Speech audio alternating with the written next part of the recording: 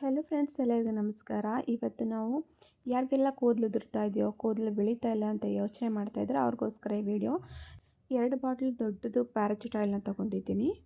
ಅದಕ್ಕೆ ದಾಸವಾಳ ಹೂವು, ದಾಸವಾಳ ಎಲೆ ಹಾಗೂ ಕರಿಬೇವು ಸೊಪ್ಪು, ಕಾಡುನೆಲ್ಲಿಕಾಯಿ ಮತ್ತು ಕಪ್ಪು ಜೀರಿಗೆ ಮತ್ತು ಮೆಂತ್ಯ ಇಷ್ಟನ್ನು ತೊಗೊಂಡಿದ್ದೀನಿ. ಜೊತೆಗೆ ಸಣ್ಣ ಈರುಳ್ಳಿನೂ ಸಹ ಇಲ್ಲಿ ತೊಗೊಂಡಿದ್ದೀನಿ. ಇದೆಲ್ಲನೂ ನೀಟಾಗಿ ವಾಶ್ ಮಾಡಿ ಡ್ರೈ ಮಾಡಿ ಇಟ್ಕೋಬೇಕಾಗುತ್ತೆ.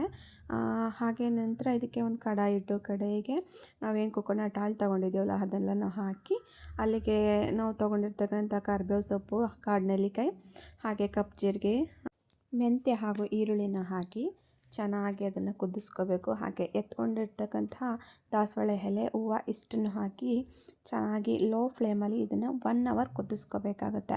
ನಾವು ಹೈ ಫ್ಲೇಮಲ್ಲಿ ಇಟ್ಬಿಟ್ರೆ ಅದು ಬೇಗ ಕುದ್ದೋಗ್ಬಿಡುತ್ತೆ, ಅದು ರಸ ಎಲ್ಲ ನೀಟಾಗಿ ಬಿಟ್ಕೊಳ್ಳಲ್ಲ.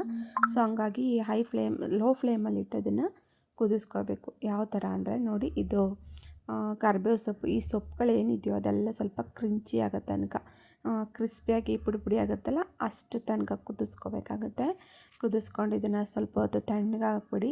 ತಣ್ಣಗಾದ ನಂತರ ಇದನ್ನು ಒಂದು ತೆಳುವಾದ ಬಟ್ಟೆ ತೊಗೊಂಡು ಅದಕ್ಕೆ ಈ ಥರ ಹಾಕಿ ನೀಟಾಗಿ ಎಣ್ಣೆನೆಲ್ಲ ಸೋಸ್ಕೋಬೇಕಾಗುತ್ತೆ.